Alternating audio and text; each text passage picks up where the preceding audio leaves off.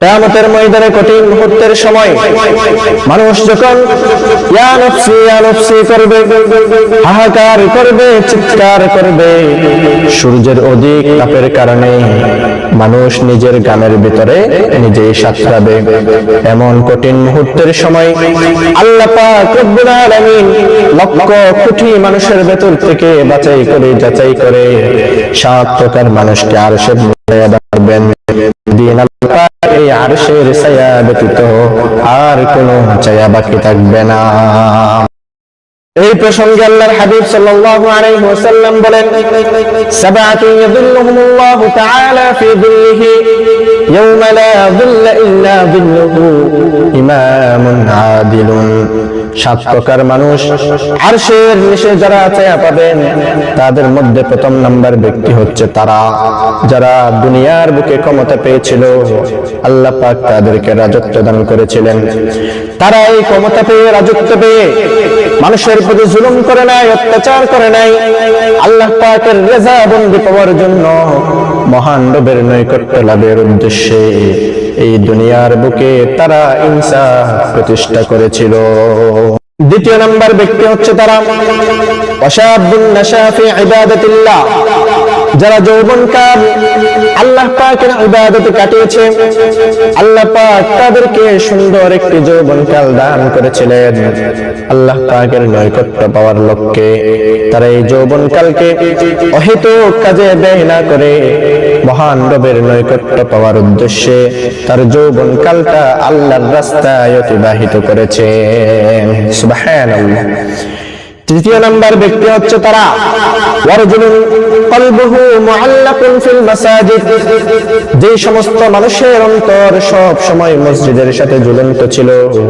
আল্লাহ পাক যখন মসজিদে ডাক দেয়, মুয়াজ্জিন যখন মসজিদে ডাক দেয়, আল্লাহু আকবার, আল্লাহু আকবার, হাইয়া আলাস সালাহ, হাইয়া আলাল ফালাহ, আল্লাহ পাকের এই ডাক পেয়ে সাথে সাথে মসজিদে গিয়ে নামাজ আদায় করলো। ফজরের নামাজ আদায় করেছে, জোহরের নামাজের জন্য অপেক্ষা করেছে, জোহরের নামাজ শেষে আসরের নামাজের জন্য অপেক্ষা করেছে। এভাবে দিনের পর দিন মসজিদের সাথে তার একটি গভীর সম্পর্ক ছিল। আল্লাহ পাক রব্বুল আলামিন তৃতীয় নম্বরে ওই ব্যক্তিগুলোকে আরশের নিচে ছায়া দান করবেন। চতুর্থ নাম্বার ব্যক্তি হচ্ছে তারা ওয়ারজুলান তাহাব্বা ফিল্লাহি ইজতিমা আলাইহি ওয়া তাতাফাররাকা আলাইহি, যারা একে অপরের সাথে বন্ধুত্ব করেছিল কেবলমাত্র আল্লাহর জন্য এবং তাদের বন্ধুত্বকে বিচ্ছিন্ন করেছে কেবল আল্লাহর জন্য। সুবহানাল্লাহ। বন্ধু, তুমি নামাজ পড়লে তোমার সাথে আমার সম্পর্ক, তুমি নামাজ না পড়লে তোমার সাথে আমার কোনো সম্পর্ক নেই। এমন দুজন ব্যক্তি যারা আল্লাহর জন্য একে অপরকে মহব্বত করত, কিয়ামতের ময়দানে 4 নম্বরে আল্লাহ পাক রব্বুল আলামিন ওই দুইজন বন্ধুকে আরশের নিচে ছায়া দান করবে। পঞ্চম নম্বরে আল্লাহ পাক রব্বুল আলামিন আরশের নিচে ছায়া দান করবেন ওয়ারজুলুন দাআতহু ইমরাতুন যাতু মানসিবিন ওয়া জামালিন ফাকালা ইন্নী আখাফুল্লাহ। এলাকার একজন সুন্দরী রমণী মহিলা, অনেক বেশি সম্মানিত এবং সুন্দরী অধিক, অনেক বেশি সুন্দরী রমণী একজন মহিলা, তাকে ব্যভিচারের জন্য দাওয়াত দিল। সেই ব্যক্তি ওই সুন্দরী রমণী সম্মানী মহিলার দাওয়াত পেয়ে আল্লাহ পাক রব্বুল আলামিনের রেজাবন্দি হাসিলের উদ্দেশ্যে ওই দাওয়াতকে প্রত্যাখ্যান করে বলেছিল, আমি আল্লাহকে ভয় করি। সুবহানাল্লাহ। যে সমস্ত পুরুষেরা এমন ভাবে বলতে পারবে আল্লাহ পাকের ভয়ের কারণে সুন্দরী রমণী মহিলার সাথে ব্যভিচারে লিপ্ত হয়, ওই সমস্ত ব্যক্তিদেরকে আল্লাহ পাক কিয়ামতের ময়দানে আরশের নিচে ছায়া দান করবেন।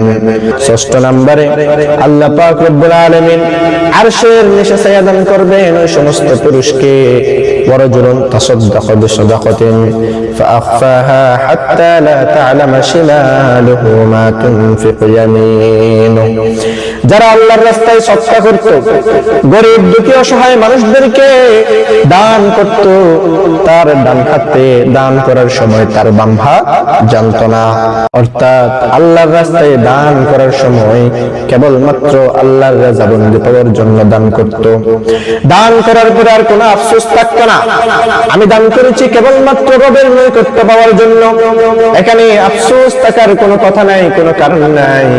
আল্লাহ পাকের নৈকট্য পাওয়ার জন্য যে ব্যক্তি দান করবে, ওই ব্যক্তিকে আল্লাহ পাক ৬ষ্ঠ নম্বরে আরশের নিচে ছায়া দান করবেন। সুবহানাল্লাহ। ৭ম নম্বরে ওই ব্যক্তিরা আরশের নিচে ছায়া পাবে।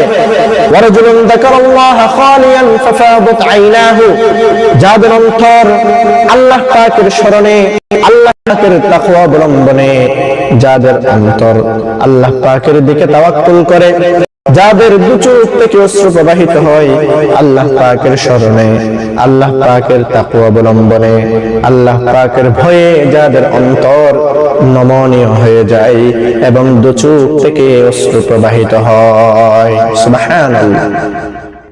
এই ৭ প্রকার মানুষ ন্যায়পরায়ণ বাদশা, যৌবনকালে ইবাদতকারী এবং মসজিদের সাথে যার গভীর সম্পর্ক, আল্লাহর সাথে বন্ধুত্বকারী, ব্যভিচারিণী থেকে দূরে থাকা, আল্লাহর নৈকট্য পাওয়ার জন্য দান করা ব্যক্তি এবং যার অন্তর সবসময় আল্লাহর জিকির করে, এই ৭ প্রকার মানুষগুলোকে আল্লাহ পাক রব্বুল আলামিন কিয়ামতের ময়দানে কঠিন মুহূর্তের সময় আরশের নিচে ছায়া দান করবে।